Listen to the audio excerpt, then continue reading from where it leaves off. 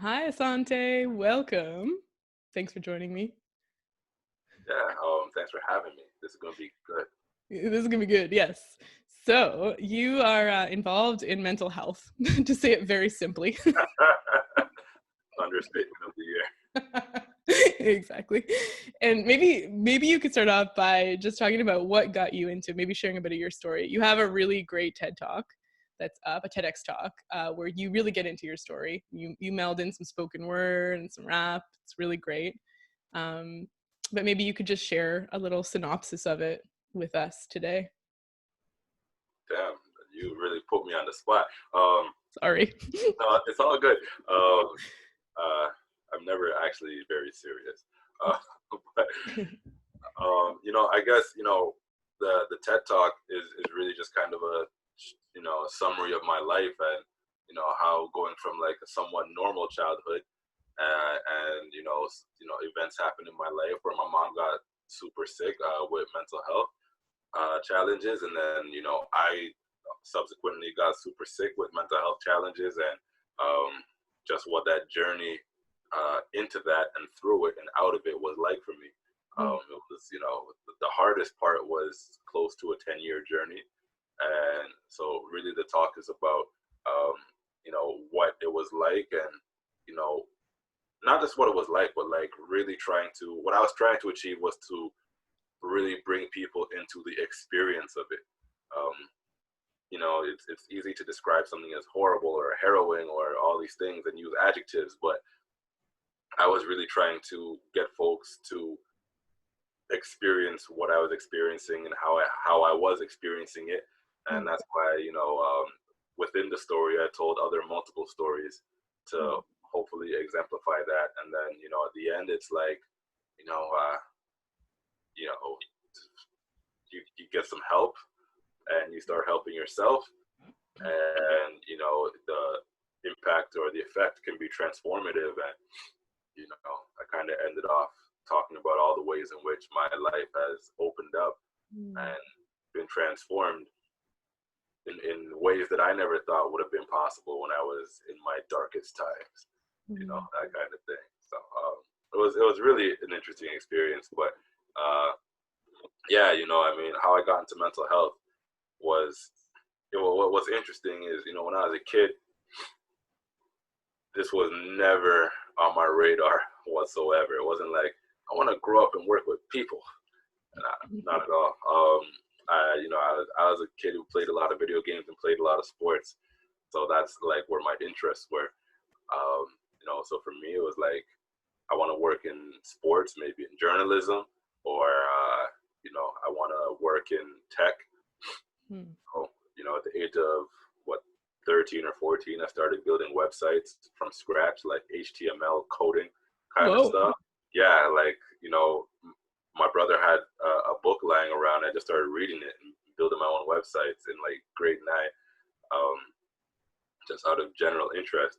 And well, then after grade 9, a lot of stuff went down in my life, and that's when the mental health part of the story really began for me. Or yeah, I think that's pretty accurate. And then because of my experiences with that, by the time I got to university, I got interested in psychology. And like 98% of psychology students, it was because I had a problem. Right. Right. Like we're trying to find an answer in our studies, an answer to a problem we have.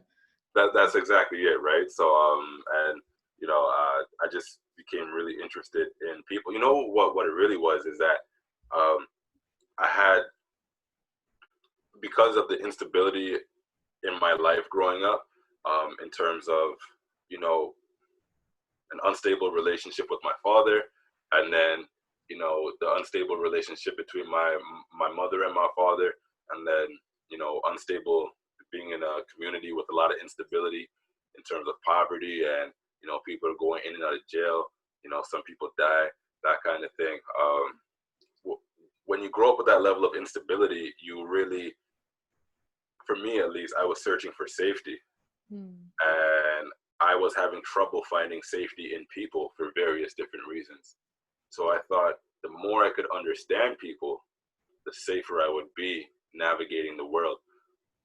And so I think that's why people became my area of study, because yeah, I was obviously trying to find answers for myself, but beyond that, I was also trying to find safety in the world. And I thought that if I could figure people out, then I could be safe, and then I could finally be comfortable. Makes a lot of sense. It's like a way to survive. That's exactly what it was for me. So. Yeah.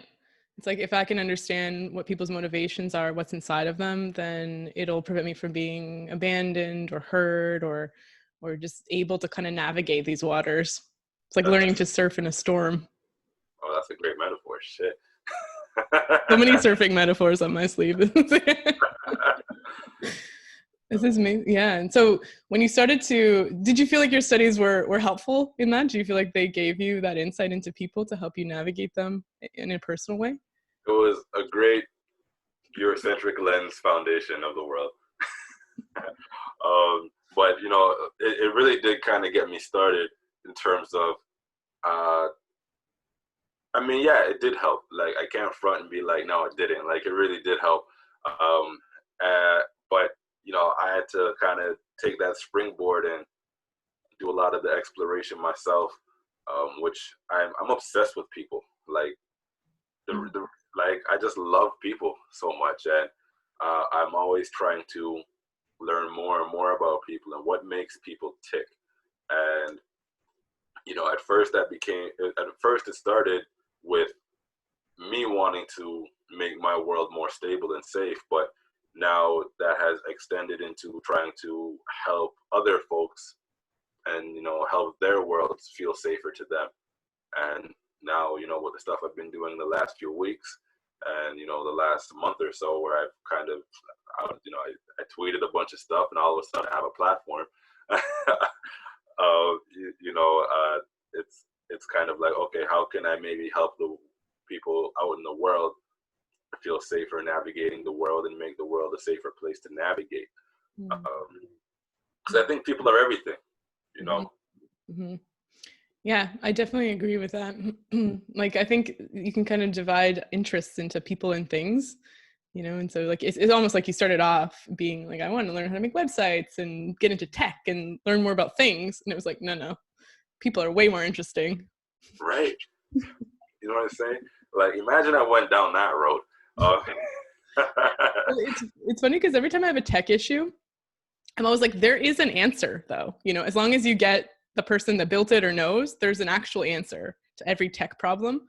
But when it comes to people and medicine and psychology, sometimes, we're in a territory, a completely unnavigated territory where there might not be an answer yet. So you have the potential to be the one to discover it, but it's like this crazy unnavigated territory when it comes to the human mind and body and whatever, I think that's another reason I like it, because even as a kid, I really liked solving problems, but school was also very easy for me.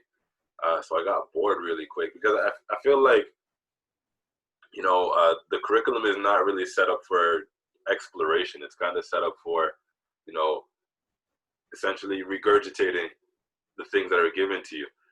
So like, and all for me, I was a kid that was always observant and paid attention. So regurgitating wasn't hard for me because I was paying attention to what the teacher was saying, so that when I, did the worksheet or wrote the test, I just remembered what the teacher said and I wrote it down.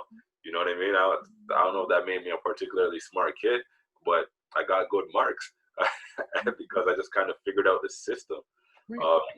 And I think with people, what really interests me and keeps my interest is that if there is a solution to a person, I've not found it yet. You know what I mean? Right. So there's never an end point. It's always, there's always like learning happening. And if at any point, we think the learning is over, then I think that puts us in a precarious position as human beings.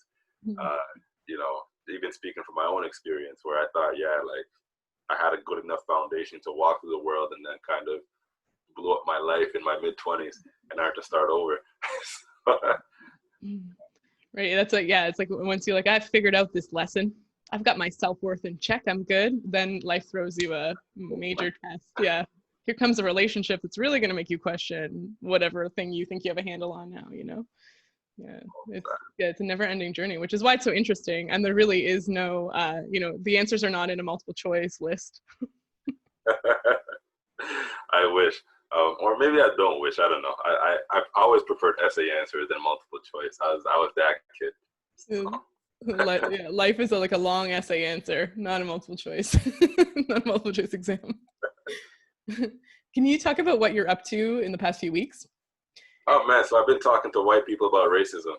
So, and I don't say that with any like bitterness. I mean, we're just in a time where, you know, things have been brought to the forefront, right? You know, with George Floyd's murder and, you know, the 10-minute video of how it went down, and then the other supplementary videos kind of detailing that, you know, this guy was not a threat, and you know, he kind of, we know what happened, right?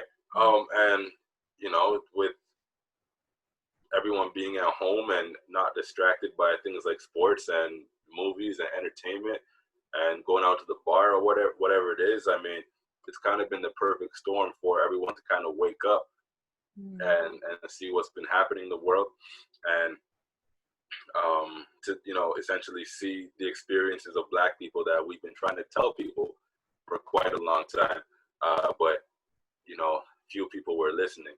And, you know, that was always frustrating. And, you know, I think as Black folks, you know, I can't speak for everybody, but in my experience, what I've seen is, you know, different people, Black people, I mean, have tried to adapt to the world in different ways, in the sense of some have tried to assimilate, some have tried to integrate, some have rebelled, and, you know, just, you know, tried to survive in other ways without relying on the system. And, you know, but it's always been, there's always been a need to respond to a world that does not want to or seek to not just validate you, because that's not really personally what I'm out for. It's more just like a world that does not seek to provide equal opportunity and equal value as a human being. And, you know, so for me, it's been really interesting to just move through the world, and, you know, especially in the mental health space, which is in Canada, you know, typically a very white dominated space.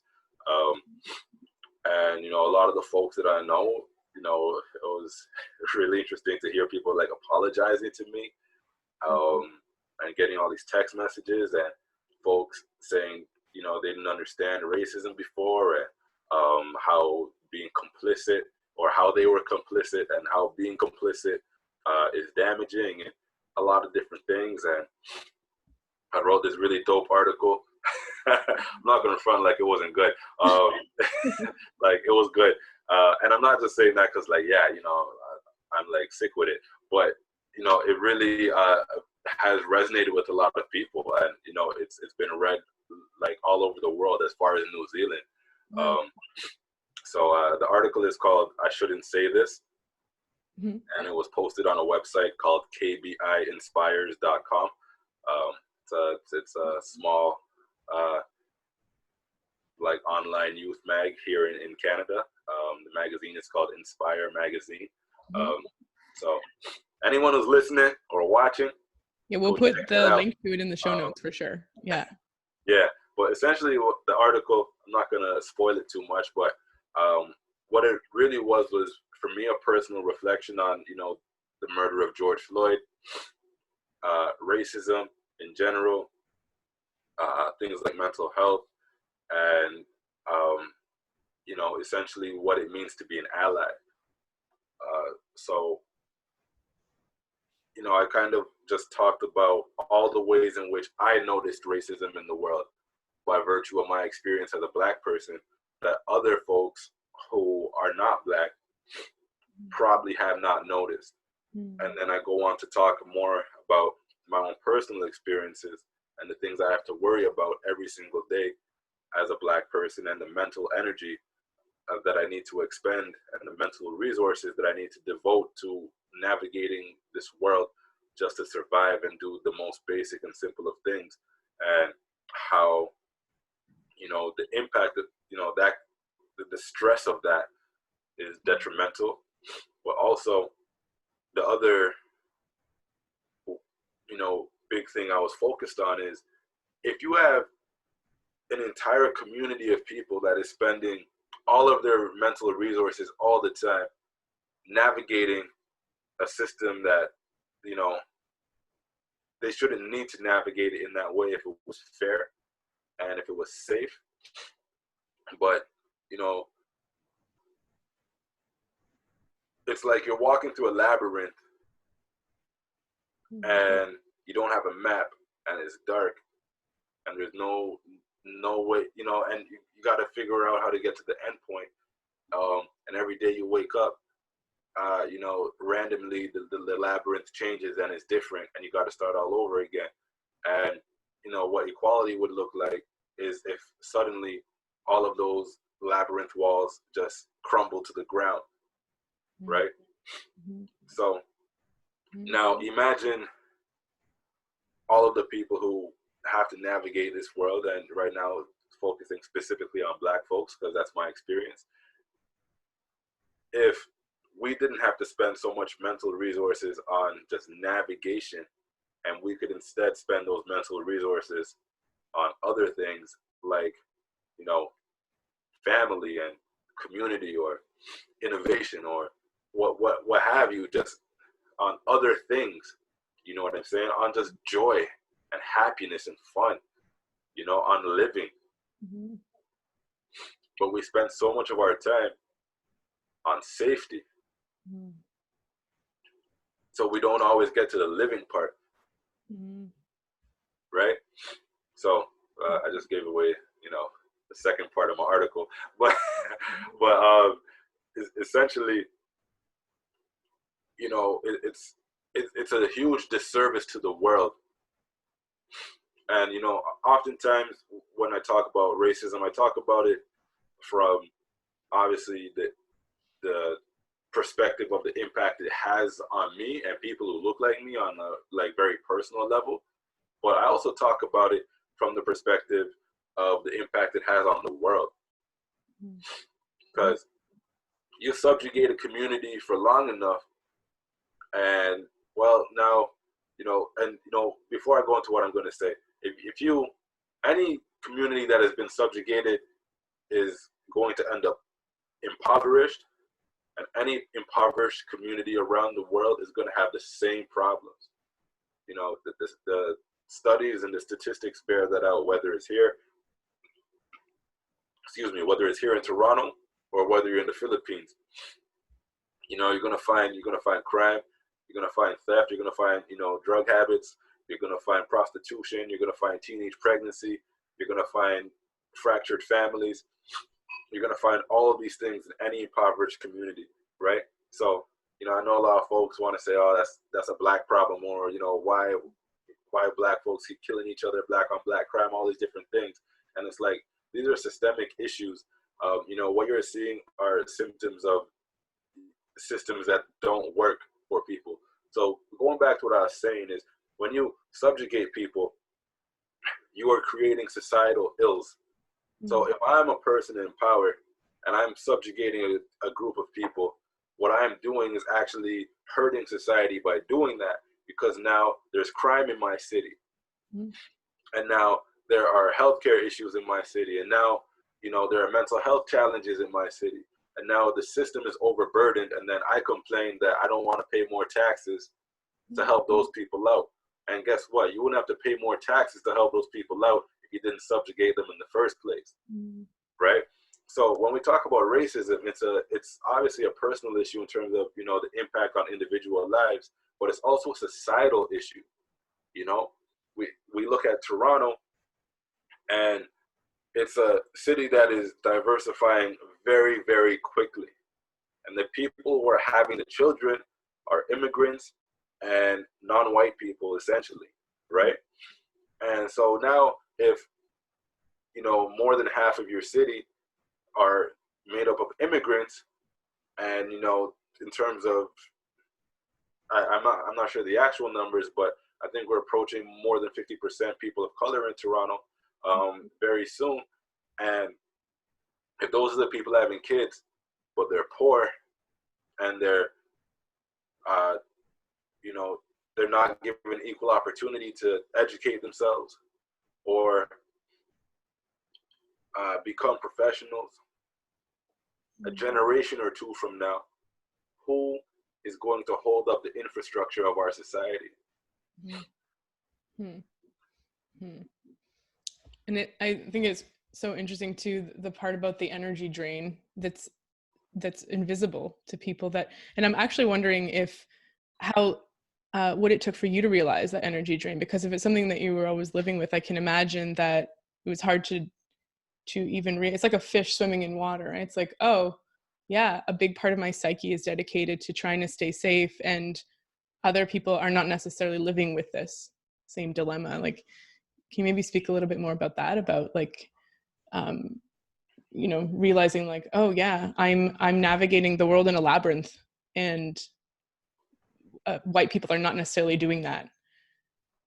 Yeah, I think for me, the first time I really noticed it, I was 19 years old, and I went to Montreal, and this was probably like the first ever like trip I had taken out of the city on any level.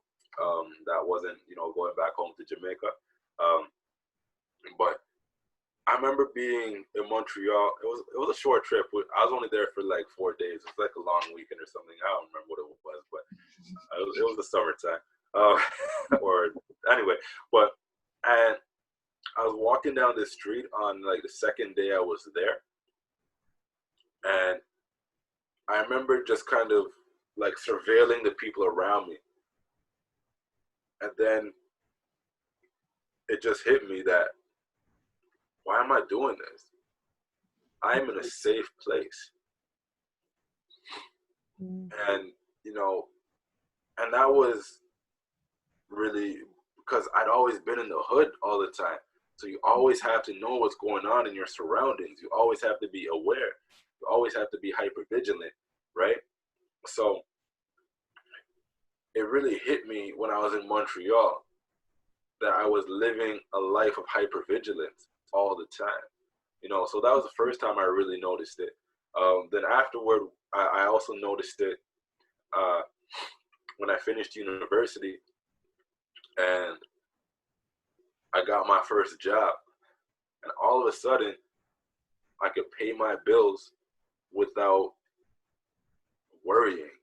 Like, you know, and the safety that came along with that, right? I haven't even gotten to the race aspect yet. Right now, we're talking economics, right? And it was like the first thing I did, literally with my first paycheck, was I bought a pair of black and purple Air Force Ones. So I bought some shoes, and then I went out to dinner, because these were the things I couldn't do for all my life. I couldn't buy myself some fly gear, and I couldn't go out to dinner. Right? The shoes were pretty fly too. I'm not gonna front. You still have them?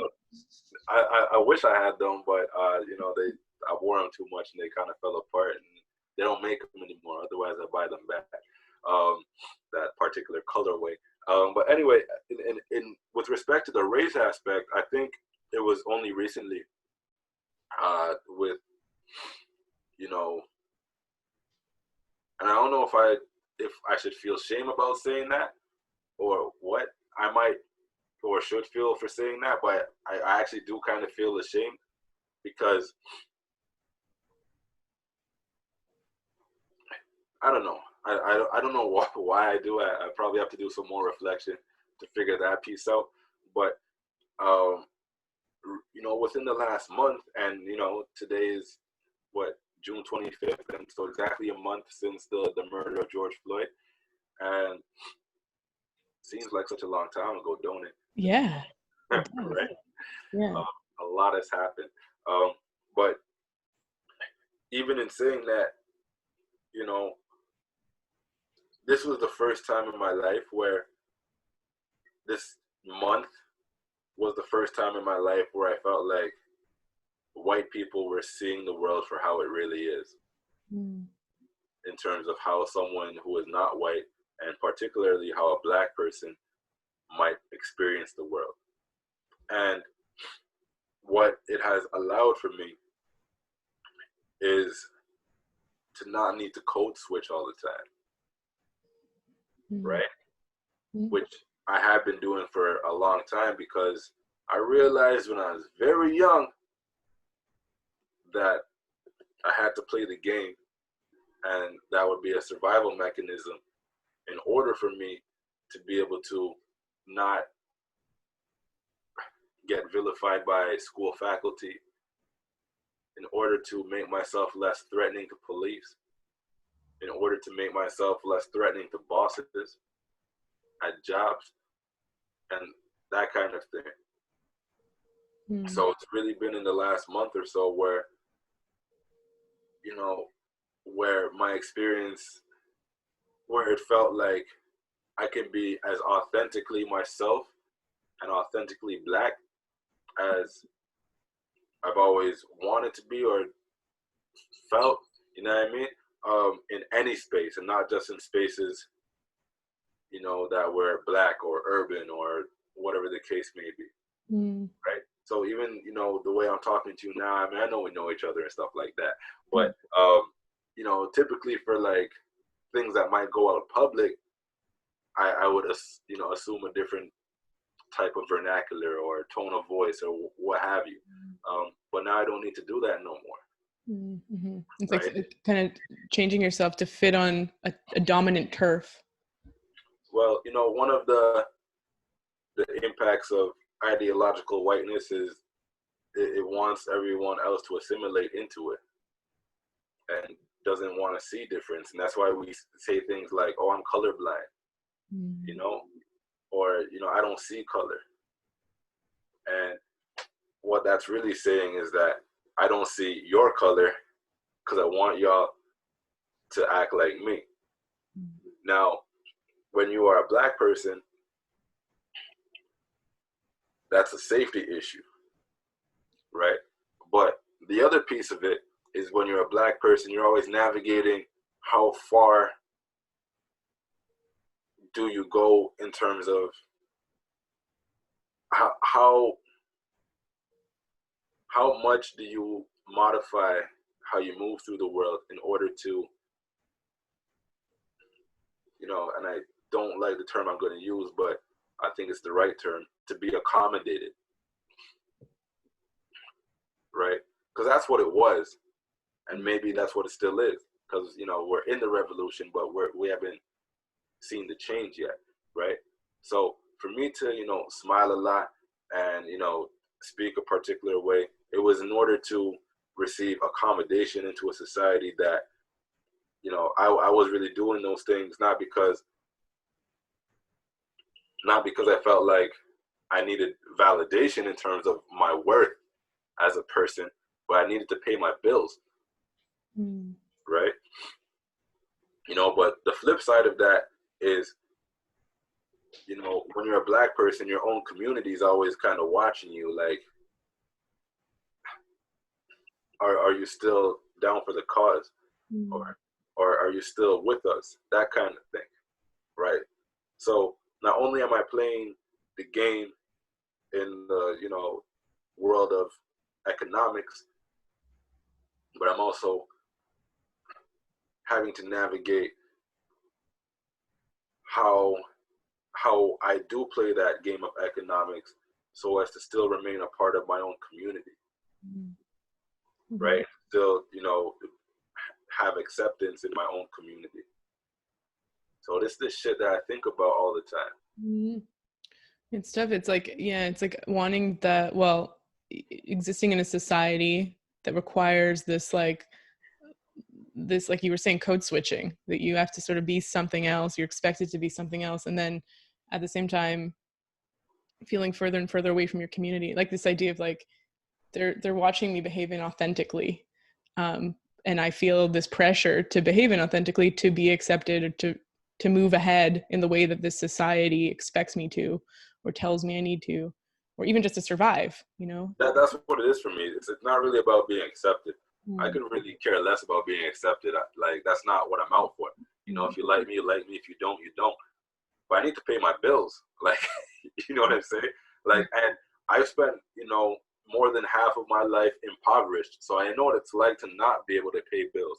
And let me tell you, of all the things I've gone through in life, which are a lot of things, there has been nothing more traumatic in my life than growing up in poverty. Nothing. I am afraid of poverty like you couldn't believe. Like, I am super afraid of poverty, like badly afraid of it. When you don't know, we look at Maslow's hierarchy of needs, and at the very bottom is like things like, are you eating and are you warm, right? I spent a lot of years not knowing if I'd be eating and not knowing if I'd be warm, right? Not knowing if I'd be clothed, not, these sorts of things. That stuff really impacts you, and I don't think we give enough credence to the power that poverty has over people. I've been in a position in my life where I've looked at someone else and thought about, do they have any expensive electronics on them I can take from them? This was when I was in university. So it's not like I was a kid. This is when I was in university. And, I was going to the University of Toronto, which is like in the Ivy League of Canadian schools. And I'm thinking about robbing people because I was poor. And this is a kid who, had straight A's his whole life. A kid, student council, captain of the basketball team, never been arrested. Essentially a good kid. But I was thinking about robbing people because I was that poor. It's like when we think about, mental health, but even if someone's looking from the outside, and they're like, oh, why is Asante not getting an A? He always gets A's, he got a B. And it's like not recognizing what's happening below the surface, like this, like we talked before about just being in pure survival mode, and like how much of a drain it is. School, when you're thinking about survival. And then even when, I know I don't know if you still work at Stella's place, but even with I do. You do? Okay. But even with working with mental health, and it's like sitting down to do a CBT thought record, and trying to fix somebody's core beliefs or whatever we do, or even, an SSRI, and to think that, the person that you're working with may be in that survival mode. It's like, you're not going to feel happy and joyful and moving up your Maslow hierarchy, where you're looking at your spiritual fulfillment and all that, if you're questioning whether you're going to eat tonight. It's just like, is that even mental health? It's just basic human needs, Yeah, and I think they're intertwined, right? Because people are always like, I tell my story and it's like, yeah, the hardest part of my mental health challenges started when I was like 14, 15. And then, I was able to get some help when I was like 22, 23, or whatever the case may be. They're like, how come you waited so long? And, well, the majority of the things that were impacting my mental health were racism and poverty. These were the things that were impacting my mental health, right? So, eventually I did get therapy, and I learned some habits that helped me cope better with the things that I was dealing with. And in learning how to cope better, it gave me, it allowed me to devote more of my mental resources to finding solutions for poverty. Can't always find a solution for racism. We're kind of on that path now, but if I could solve one problem, the problem I was trying to solve was poverty. And when I did that, my mental health improved dramatically. Right? But yeah, so it was hard for me to get help. What am I gonna do? Go to therapy and talk about, I only had one meal today? Or maybe I had 3 meals and all 3 of them were bread? Like, that's why I have mental health. challenges, you know, or, you know, the cops keep harassing me when I walk home from school. This is why I have mental health challenges, you know, or there's violence in my community, or every day I look out the window and I see homeless people digging through the dumpster behind my you know, subsidized townhouse, you know, and I see people just like literally disappear from the community, and I don't know what happened to them. This is why I have mental health challenges. Not because my parents divorced. Right. And it's like, and then, I mean, I don't know what the treatment path was like for you, but often people are told like, oh, you have a brain imbalance, you know, you have a brain chemistry issue. And maybe you do, but it was created by something else. Right. Yeah. You're like, well, the root cause is racism and poverty. And so I have so many questions I want to ask you, but one thing, and it's a personal question, but I mean, if you could go back to that 14-year-old self that where the mental health issues were first surfacing, and if you had the power to give that 14-year-old self what he needed, like what did you need at that time? First thing I needed was a hug, like for real. You know, there just wasn't a lot of that, you know, and I don't blame anybody who I grew up with for not giving me that, because how do you have time to give when you're trying to survive?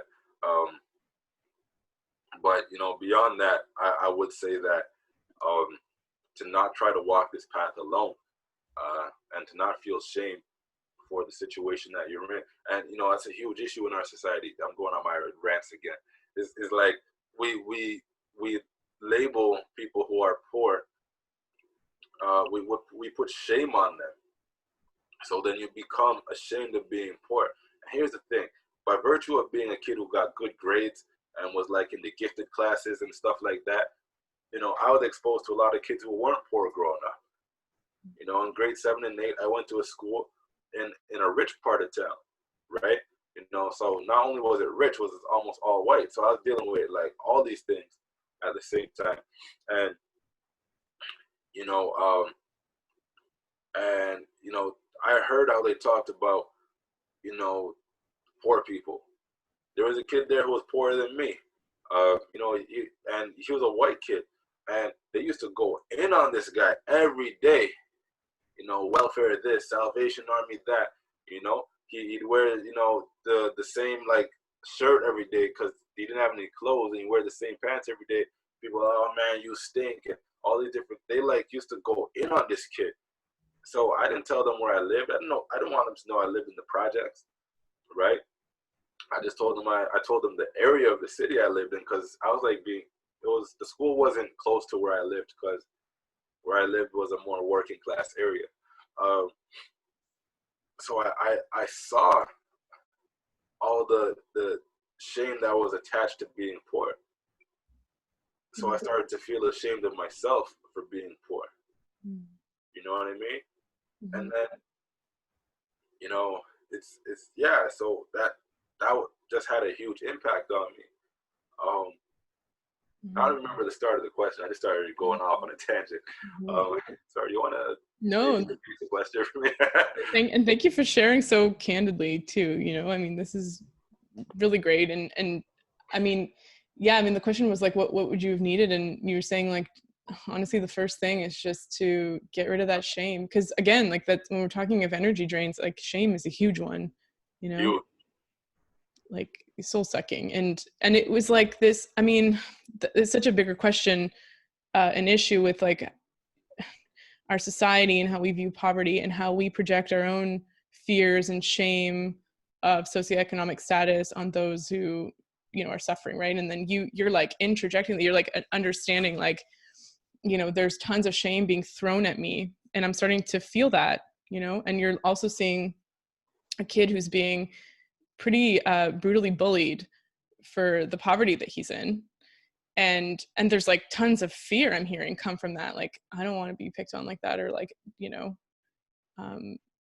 yeah, just yeah. And there's this shame that just, you know, I definitely won't be you know, part of this group, you know, if they know where I live or know what I'm going through, or, you know, there's like a huge ostracization associated with it. Yeah. in addition to the actual struggle of poverty, right? This is like a compounded layer for sure. Yeah, so what I would tell my 14-year-old self is like, you don't need to feel ashamed for your life. You are a person of value regardless of what your life circumstances are. I'd love to say that to everybody in the world. You know what I'm saying? If we all just treated everybody else as a person of value, regardless of social location, identity, race, gender, sexual orientation, any of that, anything, you are a person of value, and the other person is also a person of value. I think about homeless people all the time, and I think about the way, imagine being a homeless person and you're in the subway and you see maybe 500,000 people pass you every single day, and maybe 500 of those people look at you. The impact that would have on your psyche and your own self-worth. And that's because we've been taught since a young age that if you're poor, you are not deserving of the same value in terms of being a human as everybody else. So all those folks who are walking by that homeless person and not paying attention to them or looking at them, maybe they're afraid, but deeper than that is a lack of recognition of the value of this human being on this planet in which we all share. Right? Anyone could become homeless. I could become homeless, quickly if all the things line up the wrong way. I once spoke to a homeless guy about, here's what happened. I'm going on another tangent. This is what I do. I live close to the Eaton Center in downtown Toronto, which is like the biggest mall in Toronto.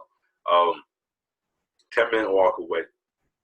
So there's like a movie theater in that area. So I'm going to the movie theater. I think, I don't remember what it was, but I passed this homeless guy on my walk there. And then as I was coming out, the same guy was still there. And I gave him some money. And then I don't know how it happened, but we just started talking. And not for a long time, for maybe like 10 minutes. And he told me that he was a recent immigrant from Jamaica. And he came to Canada. He was like a grown man, older than me. And he came to Canada, he was working. He had a good job. He had an apartment. He was paying his bills. Everything was going great. He was happy. And then he lost his job. And he had no family in the country. And essentially, he had nowhere to go. And within 6 months, he was homeless. And he said that he used to be a very happy person, jovial, full of just light. And that the thing that impacted him the most, being on the street and made him suicidal, was that people did not pay attention to him. And then he asked me for a hug. So then we hugged. And that, based on his reaction, that was probably like the most meaningful thing to happen to him in a very long time. A 10-minute conversation with a stranger where he was able to tell his story and get a hug. It wasn't even about the money. It was that he was being seen. Now, if we extrapolate that back to what's happening now in society with, the murder of George Floyd, and Black folks, I can't speak for nobody else, but for me, even though, I mean, the journey is just beginning in terms of righting all the wrongs and making our society a place of equality, there has been a tremendous, I'm not sure what it is, but I don't have an adjective for it, but there has been something that has happened to me now to know that the world finally sees me, or at least is attempting to. Because I don't know if the world actually does, but now there is, you know, people are open to it, open to seeing me. Because before, you know, my experience as a Black person wasn't even considered in the eyes of society, in the eyes of, you know, Eurocentric society, right? What do you think about the murder of George Floyd being that, making that change or having that impact? Like, what do you think's at play here? Because there's been so many incidents of police murders of Black people, you know, lists and lists, you know, and they've gotten press and they've moved the public consciousness, but it's not the same as this. So, like, what do you think's different about this time? I think what's different is that you got the whole picture and it's all on video. You didn't get just the aftermath. You didn't get just the incident. You got everything. You know, you got, you know, there's a surveillance video from a nearby store where he was being handcuffed. So you got that perspective before he even ended up on the ground. Then, of course, you got the perspective of him on the ground. You know, all you can really see is the officer, Derek Chauvin, with his neck or his knee on his neck, you know, and the vehicle is kind of blocking the rest of George Floyd's body. And then there's the other officer there who's kind of like, I don't know, standing on guard or whatever he was doing. Like managing a crowd of people who are yelling at him to stop, you know? Yeah. Like, anyway. Then you got the other angle, the other side of the car, where you can see the other two officers on top of George Floyd, right? So you got all these different perspectives in which it is very clear that George Floyd is a victim in this situation, right? Because in other situations, there are talking points of what was that person doing there? Maybe they were posing a danger. Maybe they were resisting arrest. Maybe. We're trying to like rubber band back to our worldview. No, this can't be what we think it is. Exactly, right? Not this time. This time, you got the full picture. The whole enchilada, as they say. You got it. You know that George Floyd is the victim, and you know that this dude who had, you know, his knee on his neck did not need to do this, but chose to do this because of the power that he felt he had over another human being's life. And then even after George Floyd stopped breathing, he kept his knee on his neck. The officer did. Right? So I mean, for me, it's like, this is what it is. And no one could ignore it anymore. It's all up in your face. So what you gonna do about it? What are you going to do about it now that you know what's going on? Everything that you tried to ignore, maybe did ignore, intentionally, unintentionally, willfully, not willfully, it's right in front of your face. And then, of course, you know, the world learned of the other names that I knew, but the world didn't know, right? And then we started to think about what created these situations to begin with, these power structures, right? And, you know, a lot of folks have been asking, you know, what is systemic racism? right? I know what it is because I experienced it like all my life and continue to experience it, right? But it's still a hard concept to explain to people. So I've been trying to come up with an analogy to help explain it.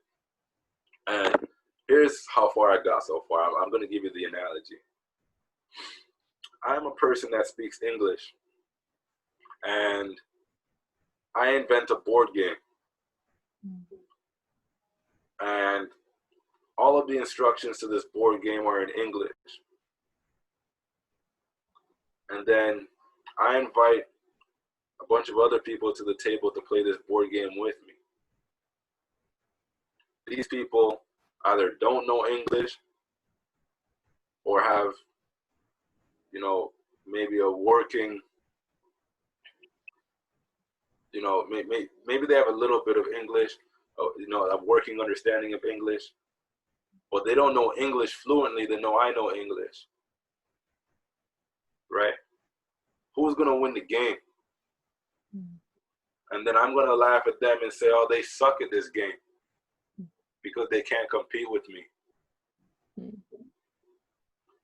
They can't even read the instructions. And I made it that way on purpose because I wanted to win. And maybe even, I mean, if the analogy fits, it's like, I don't even acknowledge the fact that they can't speak English as a reason why they're winning, or not even seeing that. Exactly it. I think I'm winning the game because I'm better than them. In this case, we're not talking about winning a game. We're talking about like literal, like the physical safety too, you know? So your analogy is great, but it's like the stakes are literally life and death in the real world. That's exactly it. And health. You know, so this is really what's up. This is what's happening in our world, you know, but now people are really seeing it, right? And it's really sad that this is what it had to take for you to, I'm not saying you, Talia, because, you know, we go with me. Right? But what I'm saying is, you know, for a world of people who are not Black, because it's not just white folks who are complicit in this, you know, but for a world that is not Black to finally not just see me, because I don't necessarily feel seen in terms of being understood, because I don't actually feel understood by society yet. And I have lots of examples of why that is not the case, but that's a conversation for a different day. But to even consider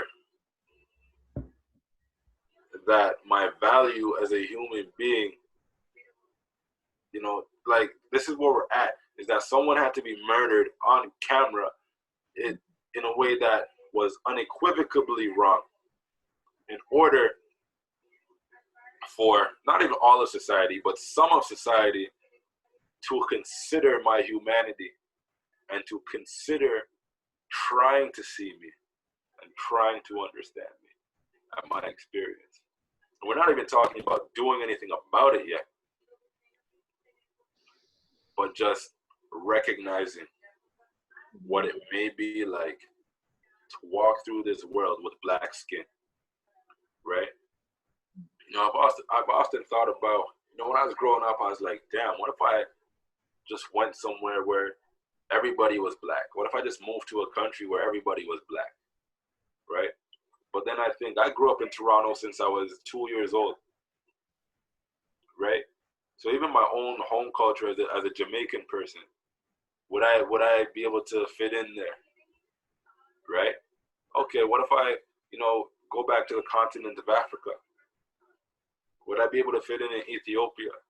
Would I be able to fit in Zimbabwe? Would I be able to fit in Nigeria, Ghana? You know, and the list goes on. So here's my challenge now, is that I have been, because of racism, you know, I have been essentially disembodied from various ways in which I might be safe from racism by living in a place that is filled with people who look like me. And then, even if I could move to a different country and, assimilate into the culture, and, everything works that way. A country that's majority Black. On a political and economic level, many of those countries are suffering because of what? Because of racism. So where is my respite? Right? If I walk around with this knowledge every day, and I've been walking around with this knowledge, for the last, 15, 20 years of my life, right? And I've been walking around with my experience forever, all of my life. All of my waking memories are of Canada. Well, not all of them, but most of them, right? So this is mostly what I know. I just know racism. That's all I know. But you didn't know that until a month ago when a man was murdered. And that's what it took for you to start, understanding that, yeah, maybe the school system is messed up. Maybe the healthcare system is messed up. Maybe policing is messed up. Maybe justice is messed up. Maybe the whole damn thing is messed up. And we've been trying to say that for a very, very, very long time. And many of us have died trying to tell you that. Malcolm X died trying to tell you that. Martin Luther King died trying to tell you that. And a whole list of others. And then George Floyd died, not because he was trying to tell you that, but because he was that. And now everyone has finally started listening. And that's what it took to get here. That's really sad. That's extremely sad. It's sad for me to, and yeah, it's also angering, but it's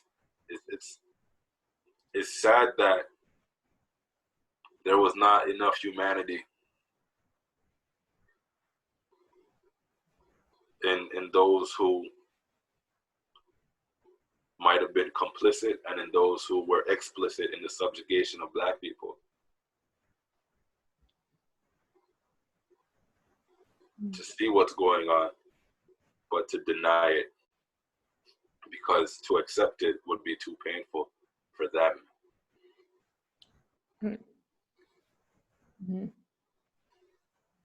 I'm not sure this is even what we're supposed to be talking about, but this is what we're talking about today. This is what we're supposed to be talking about. If we're talking about it, this is great. What are you noticing with the change in conversation? Like you're mentioning, this is the first time people are listening, and what does that feel like? Like how what's the difference there with the energy of the conversation? There was a moment for me where it finally felt like I could bring myself into the world authentically all the time. And I don't need to spend so much energy now. I still spend a lot of energy, but maybe not as much. Code switching, that's one tangible aspect. But there's been,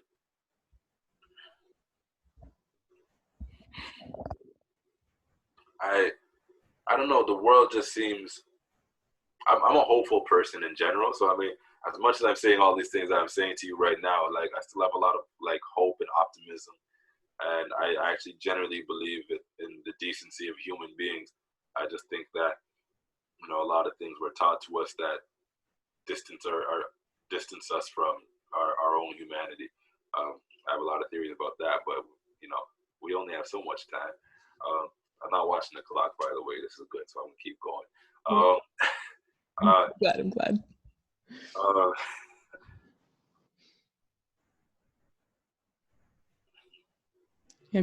That's a sort of narrative therapy question, right? Is what keeps you going? What keeps you hopeful? Well, I think going back to your earlier question, what does it feel like right now is I realized that I was living life, it's almost like the curtains have opened up. and the light has been allowed to come in. It's starting to feel like there is a pessimism that exists in being a Black person. I know I just said I'm optimistic, but there is a pessimism that exists in being a Black person. And that pessimism is that this world is not going to change. And this world is never going to allow you to fully be you in it. And to be able to do that in a way that is safe and in a way that you can take care of yourself and your family. So that pessimism exists. I think for me, what has changed the most in the last month is that pessimism is starting to diminish. It's like this hope always existed, but the pessimism was like weighing it down, and now it's lifting, is what I'm hearing. Yeah, and I mean, it'll only lift as far as the actions of, you know, essentially white folks and those who are complicit in white supremacy allow that pessimism to lift, right? So it's a dialectical relationship. The more that is done to support equality, equity, and anti-racism is the more and more that pessimism will diminish. So, you know, it's up to all of us, but it's also really up to folks in power. It's up to white people. It's up to people who are white adjacent. It's up to folks who are complicit in white supremacy. And, you know, a world that is not white supremacist does not need to be a scary world. Right? But I think for those who uphold white supremacy, it's scary because I think there is this fear of retribution. Right? Retribution ain't gonna happen. You know, it's not gonna happen. If it was gonna happen, it would have already happened, in my opinion. You know? So let's like throw that fear out the window. Right? The other thing is humans in general fear what is uncertain, or at least there is hesitation around what's uncertain. So a world in which white supremacy is not the way is a world that I don't think we could actually, many people anyways, I don't think they can envision what that world might look like and how it might function. Because if you really look at it, the large majority of our structures in a capitalist society are also rooted in white supremacy. Right? So it would have to change, you know, or might possibly change a lot of the ways in which our society works, right? You know what I'm saying? So I think that can be scary for people. And also, you know, maybe you need to share the pie a bit, right? And that could be scary for people too. Or maybe you have to change how you identify with yourself on an internal level,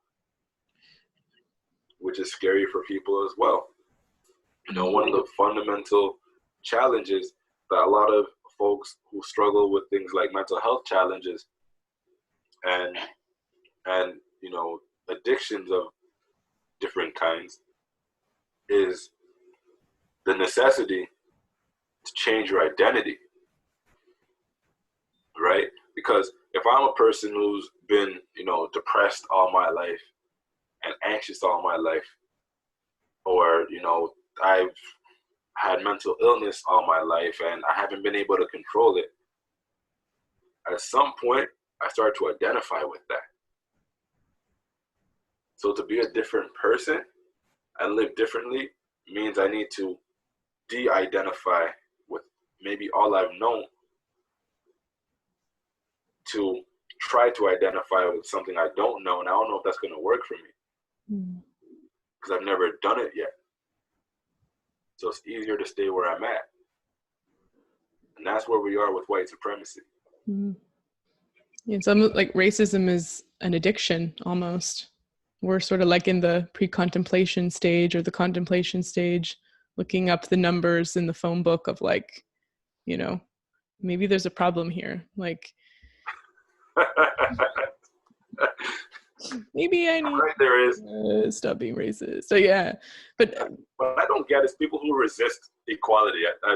Anyway, that's just an off-hand remark, but I don't get that.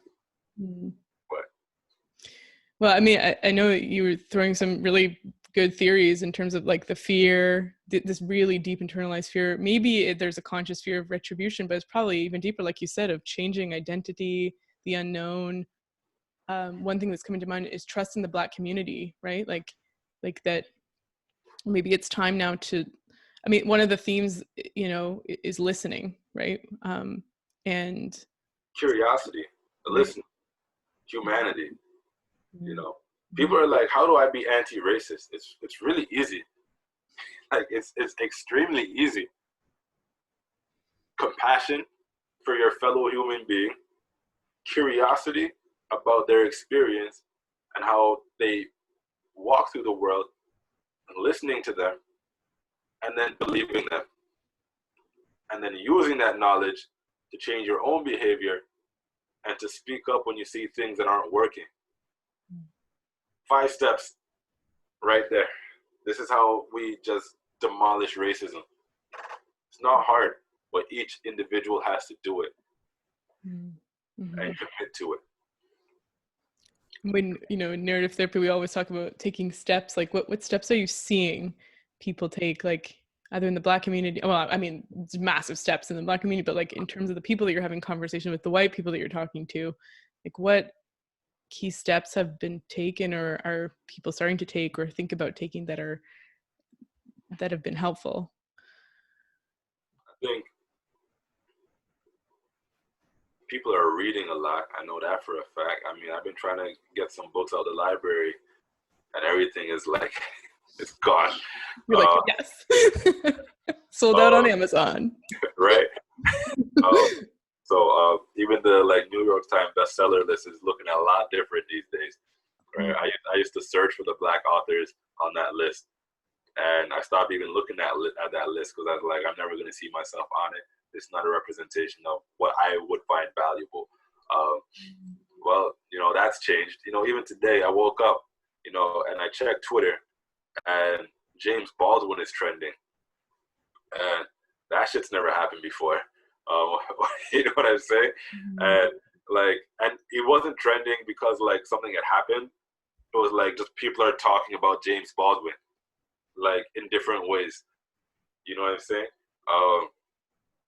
So James Baldwin's my guy. Like, I wish that dude was still alive. I wish I could have a conversation with him.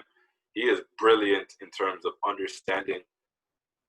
You know, I think a lot of people write about racism, and I think a lot of people write about whiteness, and a lot of people write about Blackness, and, you know, those individual experiences. What I think he's really good at is explaining the relationship that we as humans have with each other, and how racism has impacted that relationship and continues to impact that relationship in detrimental ways, and that the only way out is to acknowledge that it's there, and that will save all of us, right? And he does it in a way that I don't think I've seen anyone else do it.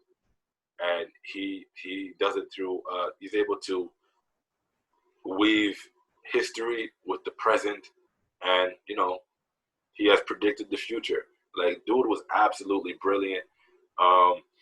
And it's not like he didn't go through his own shit. You know, Black man in America growing up, you know, in the time he grew up in the 40s and 50s and 60s and all of that, and, you know, writing during those times and coming of age during those times, and also being gay and being out, you know. So so he dealt with a lot of stuff, but he's brilliant. Jesus. Mm. Like, I mean, I don't agree with 100% everything he says, but like 98, like. And he's trending on Twitter now, so it's like, but I mean, when did he die? He died in 1987, Okay. I believe it was. So, you know, at which point, I mean, yeah, so I mean, I'm not going to age myself, but, 1987 is the year I came to Canada. Okay. So if anyone's been listening intently to this, they could do the math and figure out my age.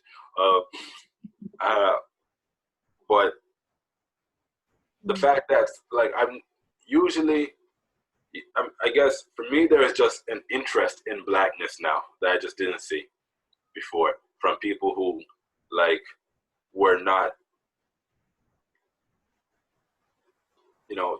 the interest in blackness before mainly came from black people or folks who had a vested interest in it because maybe it was a part of their academic studies, or maybe they were a non-black person who, had a black husband or spouse, or maybe they adopted a black kid, or, maybe, their best friend is black, or what have you. But now it's like people are just interested because they realize that, yo, we're here, we exist, we're real, like, which is, a messed up thing to have to acknowledge and say, but it is actually the truth, is that there are studies. I remember I read this one study where, I don't know about the study, but it was something I read, and there was an anecdote about a white man who was on public transit, and there were a lot of different, different races on the transit, and he literally did not see, like, physically perceive the black people who were riding the bus with him. That's messed up. So now, I don't know, I guess the world is starting to see us. We'll see how that goes. I mean, again, I'm hopeful, but I also exercise a lot of caution. I don't think it's going to happen at a super rapid pace, but at least we're trying, We're starting to look like, are we getting close to the hug? Like you had between the street involved man and that you wish you could have had at 14. I mean, there seems to be this theme with seeing and then this real embrace, I don't know if we're at the embrace yet. I don't know what you think. Yeah, I don't know. I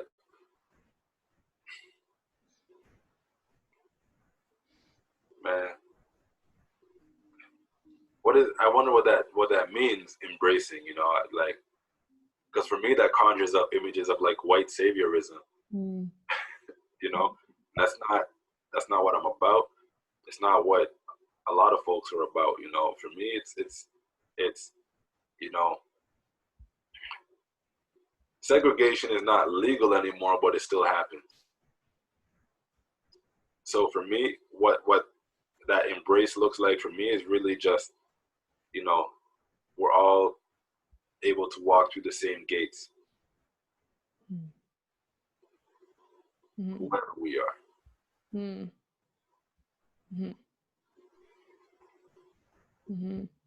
that those gates don't close, or I need to do like an Indiana Jones, like tumble under it in order for me to survive. It's like you can trust that they're going to stay open, and it's that trust that seems to be key. That's it. Yeah. I can trust the world to respect me and to keep me safe. Because to be a black person is not having that trust for good reason. So that's what I'm looking for. I'm looking for safety and like equality, and the reason why it's important to, learn about my experience is, there's a TED Talk called The Power of a Single Story. Right? So put that one on your list. By an author whose name I don't, I forget her name, but she's of Nigerian descent. Chimamanda. Yeah. I'm not gonna. Yeah. Ngui. Anyway, The Mm-hmm. Power of a Single Story. Mm-hmm. And essentially, her 20-minute TED Talk is about that when you paint a person with a single story, what that does is it puts you in a position to stereotype them and then discriminate against them. So right now, what we're going through is people are starting to see Black people as whole people with a whole experience, and not as rappers and thugs and entertainers and athletes. It's like we're fleshing out the fuller narrative, almost like I think in narrative therapy, right? When there's the subordinate story, and we have this incident of George Floyd's murder, which is like undeniable. You can't sort of twist that back into the dominant story. There's this node now where it's like, whoa, okay, and then you start noticing other incidences, other entry points into that story, almost just your experience or some of the things that you're sharing on Twitter and your article, and then it's like, oh wow, here's like, now I'm starting to see this complete, or a fleshed out narrative that I need to start paying attention to that doesn't fit that dominant narrative. Well, and that's it, right? And I mean, we need to allow space in our mental framework to break out of the categorization and the stereotypes and the bias that we have of people. That has been my greatest liberation as a human being, is growing up with parenting and in a community where it was encouraged to be open-minded and encouraged to see the whole person and not to judge the entire community by one individual in it, right? So now, if we're able to do that with Black folks and everybody, really, all of a sudden we are learning to treat humans as humans and not as whatever perception we have in our heads. Because that's when I have a perception in my head, I'm not seeing the human anymore, right? But those perceptions are broken down when you get more and more and more and more examples of different experiences of things that look the same. And that's how you be like, if you look at becoming a master at anything, a master at a sport, a master at chess, a master at music, a master, doing what I do, which is, public speaking and performance, right? What essentially what you learn to do as a master is, I'm not saying I'm a master at anything, but what happens in the mastery of anything is you have seen so much individual instances, you have so much experience of individual instances of whatever you're trying to master, that you don't look at it in generally anymore and do the same thing in each situation. You are looking at each instance that you might encounter differently, and now you have tools to manage those instances. So if I'm a basketball player, I know that, because of my experience in different situations on the court, I know that a particular defense I'm facing might look a particular way, but if I just see 2-3 zone defense and try to attack it a particular way without looking at the nuance, I'm going to fail. But because I've had years of experience facing that thing, I can see the nuances and understand that each team might utilize that same strategy, but do it differently based on their personnel, the coach, the time during the game, how tired they are, if they're not tired, these different things. Mm-hmm. So now I'm seeing the opponent in front of me and not the generalization I have of that defensive scheme. I use sports to analogize everything. They're always good for analogy because sports are life. It's the microcosm of life, right? You have a whole society on a basketball court, essentially, and all the human psyche too. Yeah, it's just like this idea of, you know, the more you know, the more data points, and then the more you can improvise with those points, because you're no longer learning how to dribble and run and shoot. You're like looking at extremely fine details within the scenario and almost like anticipating them ahead of time. And you almost know what the opponents are thinking before they think them, because there's so much experience. You have experience. So what people are trying to do now is build up their experience of Black people that they, you know, they went through their whole life without really experiencing Black people. You know, so they had a single story in their head. And now they're trying to diversify what that story is, or, you know, diversify that story into parts, or just diversify it into different stories, right? So, and that will help society, and it's going to help my mental health, because now I don't have to worry so much about navigating. Right. It's interesting, like, you know, we start this conversation, and even how you got into mental health is interesting. Like, if I understand individual psychology, it'll help keep me safe. And that's true to an extent. Then it's like, you know, it's not enough. I mean, the individual, the psychology lives within the individual, but also in the dominant society. And that, whatever that is, systemic racism, white supremacy, is the thing that is keeping me in this state of insecurity, this chronic state of insecurity. But here's the trick, is that the white supremacists are insecure as well. Right. I mean, you can even yeah, exactly. And that is what keeps this whole messed up system alive. Right? Yeah. I mean, you did mention like the fear, and what do you, I mean, with your psychological knowledge, like what, you know. I just have experience. I didn't read this stuff in a book. I just like observed the world. Wait, well, you're playing basketball. I mean, you got, yeah. You know, I did that. The degree is like joining the high school basketball team, and then from there it's like, now I'm analyzing the dribble of the defense. Sports is a microcosm of the world for me. That's how I see it. It's like everything comes back to surfing for me. I'm like, yeah, you're riding the waves. But yeah, like, I mean, you know, you mentioned fear, but where, you know, I guess my question is, like, when we think of racism, white supremacy, where does it live in the individual psyche? It's a weird question, but I think it lives in all of us, me included. Like, I'm not absolving myself of any of this. I've been complicit in the system. I'm still complicit in the system.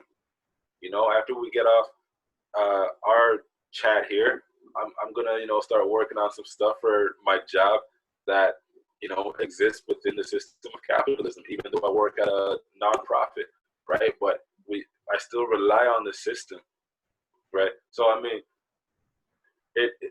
it's really challenging, because this is just kind of how it's been built, but we have to unbuild it, but we have to do it slowly.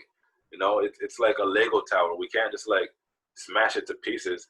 We need to, you know, take a few pieces off the top and maybe build out sideways and, you know, figure it out. You know, so where does it exist? It exists in all of us, or at least most of us. But, you know, in some of us more than others, right? Because at least I'm trying to, and, you know, you're trying to, and, you know, those of us who are, you know, trying to do the right thing, at least we're analyzing it, trying to deconstruct it, right? Well, there are those who refuse to analyze it and deconstruct it.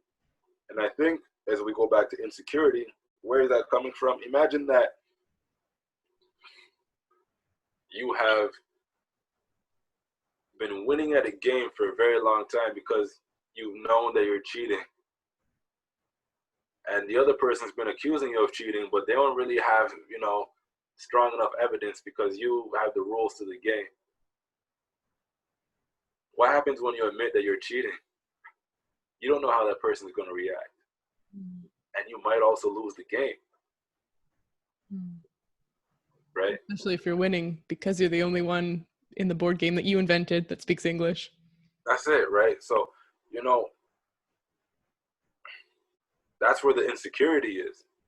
Mm-hmm. It's like, am I actually good at this game? Or is it just because I'm the only one? Exactly. That's exactly it. Am I actually good at this game? Or is it because I've given myself advantages that others don't have? That is it. Boom. Close thread, like it's over. Great talking to you. Have a nice day. You nailed it. Yeah, that's a scary question. And that's if that's at the heart of much of racism, it's big, because especially if we identify with being good at the game, which is what is happening, right? It's like, no, I'm the best at this, whatever. That's what white supremacy is. And I see it a lot here in Canada.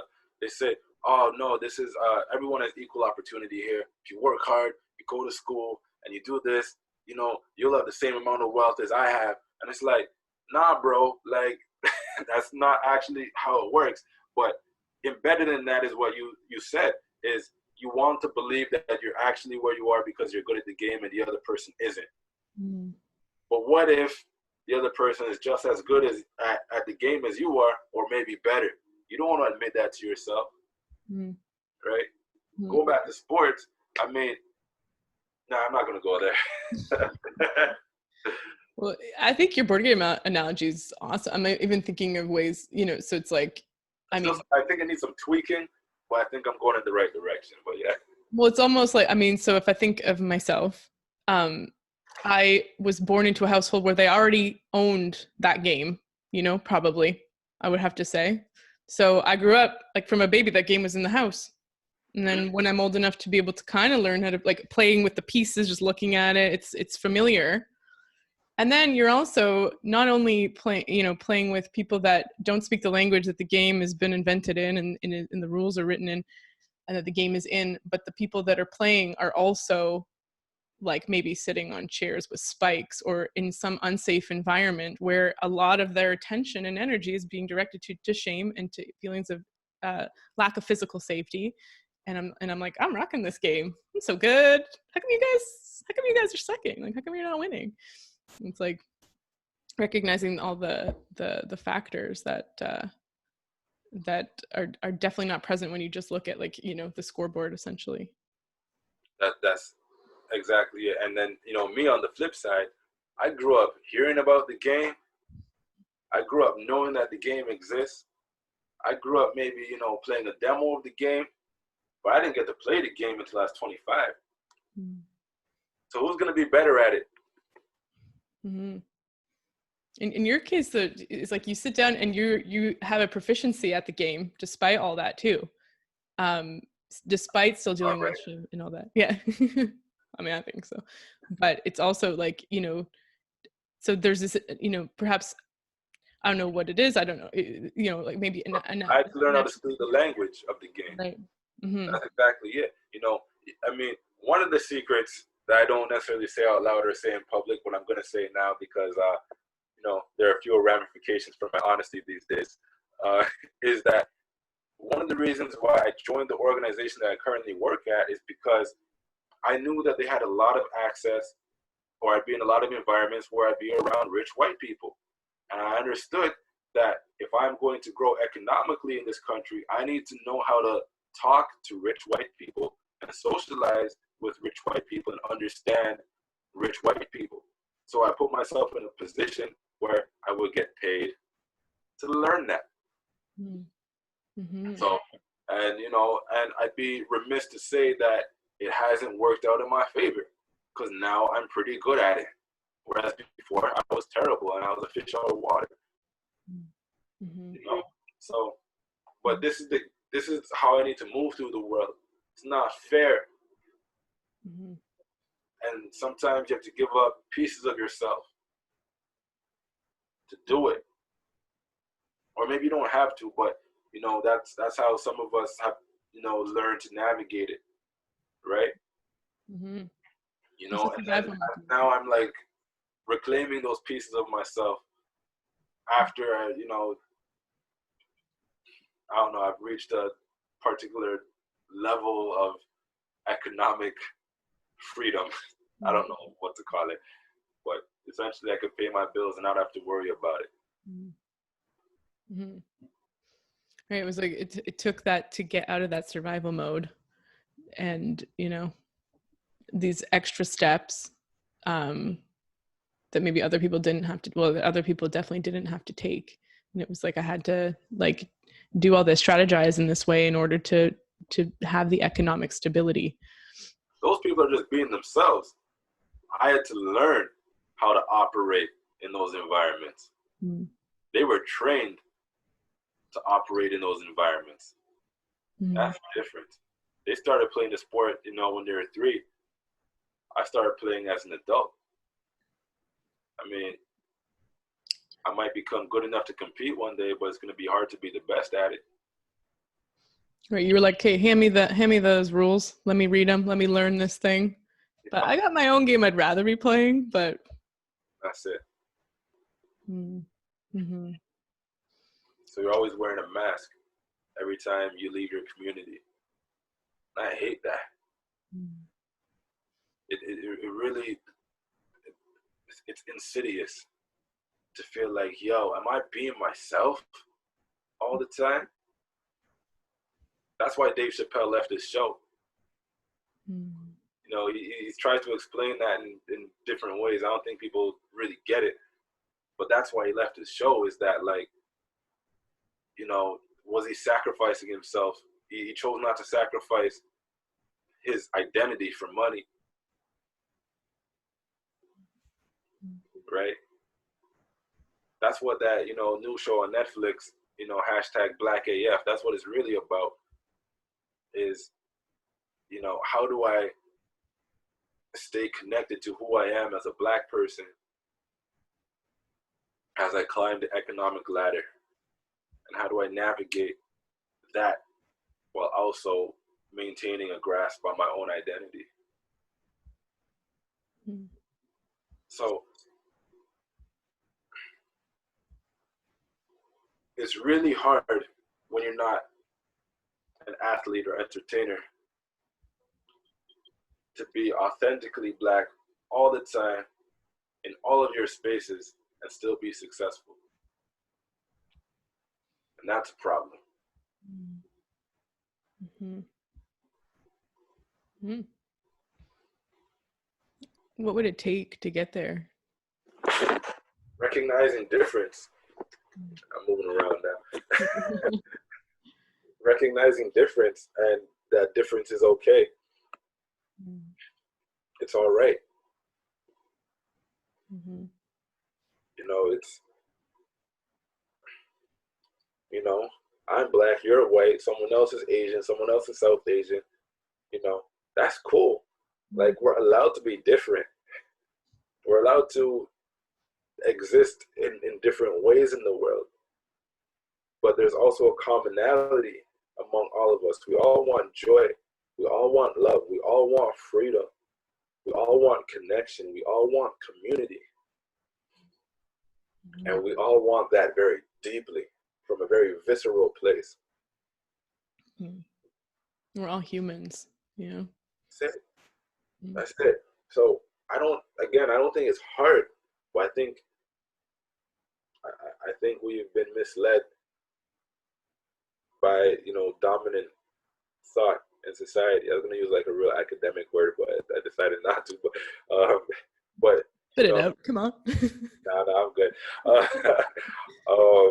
It just, capitalism teaches us to be less human. You know, and capitalism is born in scarcity. Like, you know, it's all about, you know, having more, because what if you don't have any more? Right. And then, you know, how we got involved, people of African descent, how we got involved was, you know,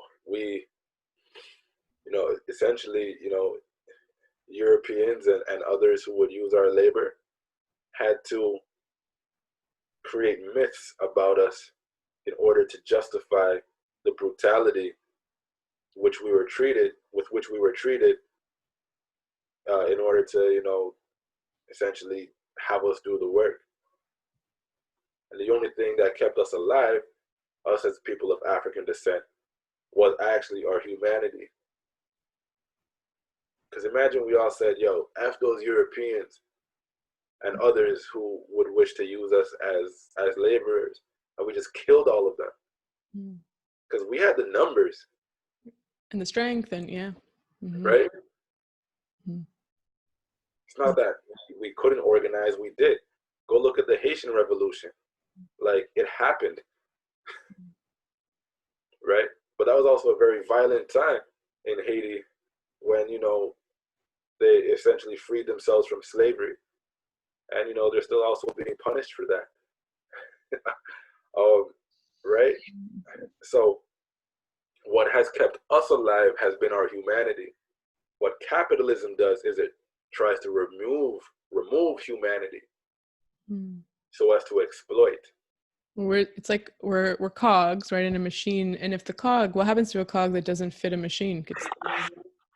Right? Yeah, Black folks were just, the unlucky, we're just kind of in the wrong place at the wrong time. And Europeans were like, hey, these are the people we can subjugate. They look different than us, and let's write all these things down to say that they're less than us.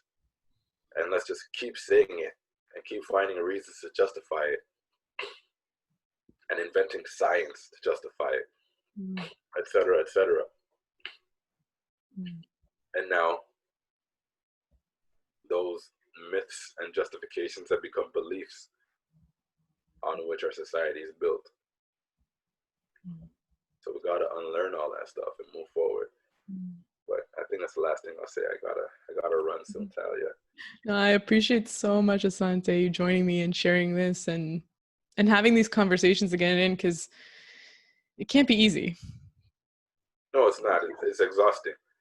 But if I could help someone or shed some light or open a mind, or if it's just interesting, I don't know. If it's valuable in any way to anybody, then that's why I do it. No, it's amazing, and I really appreciate it. And it's been a great conversation, and I'm really happy that you took the time to join me. So thank you so much. No problem. Thank you. Yeah. And I'm going to provide links to your article, your TED Talk, and any other links you feel I should share. But I'll let people find you for sure and follow your work. Appreciate that. I'm starting to have more confidence in my own value. So got a lot of value. Yeah. Value. Thank you so much, Asante.